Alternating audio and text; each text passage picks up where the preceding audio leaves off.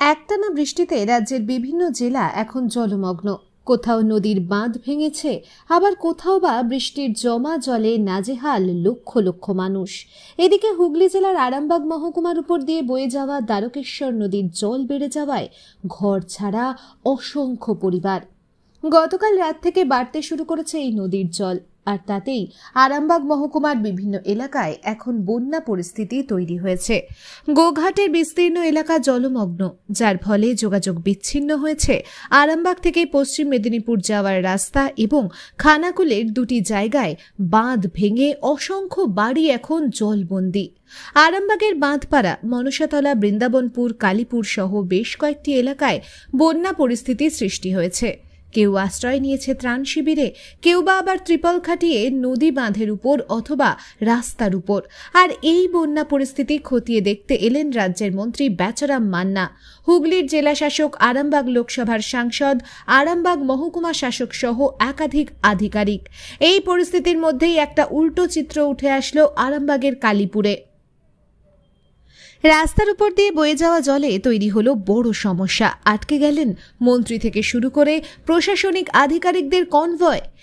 এই পরিস্থিতিতে রাজ্যের মন্ত্রী বেচারাম মান্না সহ আধিকারিকরা জলে দাঁড়িয়ে সাধারণ মানুষের সঙ্গে তাদের সমস্যা নিয়ে আলোচনা করলেন। এমতাবস্থায় জল পেরিয়ে কনভয়ে যাওয়া যাবে না গোঘাটে, মনে করলেন মন্ত্রী ও আধিকারিকরা। তখনই একটি ফাঁকা ট্রাককে দেখতে পেয়ে দাঁড় করিয়ে দেন মন্ত্রী। ঠিক করেন এই ট্রাকে করেই তারা গোঘাট যাবেন।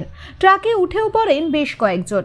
ওই সময় বেশ কয়েকটি গাড়ি জল পেরিয়ে যেতে গিয়ে আটকে পড়ে, আর জলের মধ্যে রাস্তা বন্ধের কারণে ট্রাকে করে যাওয়া হলো না বন্যা পরিস্থিতি খতিয়ে দেখতে।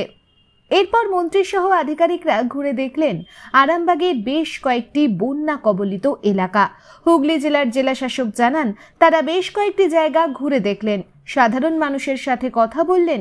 তাদের জন্য যথেষ্ট পরিমাণে ত্রাণ থেকে শুরু করে পানীয় জল ও ত্রিপলের ব্যবস্থা করা হয়েছে। তিনি এখনো গাড়িতে ওঠেননি। সাংসদ, আরামবাগের সাংসদ মিতালি বাগ, তিনি অলরেডি গাড়িতে উঠে পড়েছেন, লরিতে উঠেছেন। ভাবুন, আমাদের কাছে অবাক। সাংসদের কাছে একটা কথা জানার চেষ্টা করব, আপনার অভিজ্ঞতা এরকম কোনোদিন বন্যায় দেখেছেন? করেছি, আমি ট্র্যাক্টরে করে এসেছি, লরিতে উঠিনি। ট্র্যাক্টরে করে বন্যার ত্রাণের জন্য আমি এসেছি।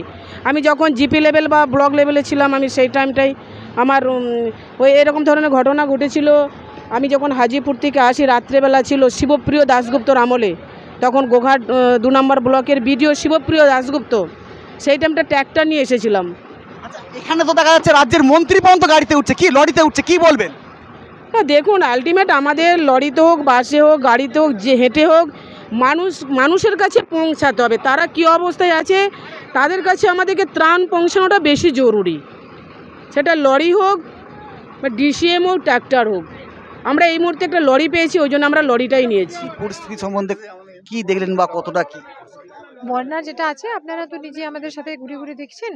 আমাদের যতগুলো যা আছে মানুষের কাছে ত্রাণ পৌঁছে দেওয়ার চেষ্টা করা হচ্ছে। আর সবকালের জায়গাতে আপনি দেখছেন আমাদের এমপি ম্যাডাম রয়েছেন আমাদের সাথে আমাদের জেলা পরিষদের সভাধিপতি সাহেব আছেন, আমাদের মন্ত্রী সাহেব আছেন। আমরা সকলেই লোকালি যারা যেই এলাকায় আছে আমরা যাচ্ছি, পরিদর্শন করছি, যাতে মানুষের যেইখানে অসুবিধা আছে সেইখানে সকলেই ত্রাণ শিবির যেটা চলছে সেইগুলো পরিদর্শন করা হচ্ছে, যাতে মানুষের ওইখানে গ্রুয়াল কিচেন চলছে, যাতে খাবারটা পায়, জলের সমস্যা জলটা পায়। আর বাকি যেগুলো রয়েছে সবকিছু রিলিফ মেটেরিয়ালটা, মেডিকেল ক্যাম্পগুলো চালু করা হয়েছে। আমরা তো দেখলাম যে আপনারা লরি করেও যাওয়ার চেষ্টা করলেন, কিন্তু পারলেন না, অনেক জায়গায় ঘুরলেন। পরিস্থিতি তো পুরোটাই খতিয়ে দেখলেন, সার্বিকভাবে এইরকম ভয়াবহ বন্যা বোধহয় কয়েক বছরের মধ্যে হয়নি বলে মনে হয়। আরও হয়তো খারাপের দিকে পরিস্থিতি যেতে পারে যদি ডিবিসি জল ছাড়ে। তাহলে সেরকম ত্রাণ শিবির বা এরকম কিছু ব্যবস্থা নিয়েছেন? আমাদের যা আছে, আমাদের প্রত্যেকটা লেভেলতেই, সাব ডিভিশন লেভেলেই, ব্লক লেভেলেই, সব জায়গায় আমাদের সেরকম পরিস্থিতি দেখিয়ে আমাদের অলরেডি প্রিপারেশনটা নেওয়া আছে, যাতে যেই রকম পরিস্থিতিটা হবে তার মোকাবিলাটা করা যাবে। সবই শুনতে পেলেন যে প্রশাসনিকভাবে কোনো দিক থেকেই আরামবাগে কমতি নেই, কারণ ওনারা বিভিন্ন জায়গা ঘুরে দেখলেন। আমরা সঙ্গে ছিলাম, একাধিক জায়গা ওনারা ঘুরে দেখেছেন। আরামবাগের বিভিন্ন জায়গা, সব জায়গাটাই খারাপ, ভালো বলার জায়গা কিছু নেই। বিভিন্ন জায়গায় ত্রাণ শিবিরও খোলা হয়েছে, ত্রাণও পৌঁছচ্ছে বিভিন্ন জায়গায়। হ্যাঁ, সাধারণ মানুষের ক্ষোভ তো থাকবেই, সব জায়গায় তো আর প্রত্যেক জায়গায় পৌঁছানো যাচ্ছে না, সেটা একটা সমস্যা, সেটা থাকবে। সেটা হয়তো আস্তে আস্তে তাদের কাছে ত্রাণ পৌঁছবে বলে ডিএম ম্যাডামও জানালেন। মোহন দাস, ক্রাইম বেঙ্গল, আরামবাগ।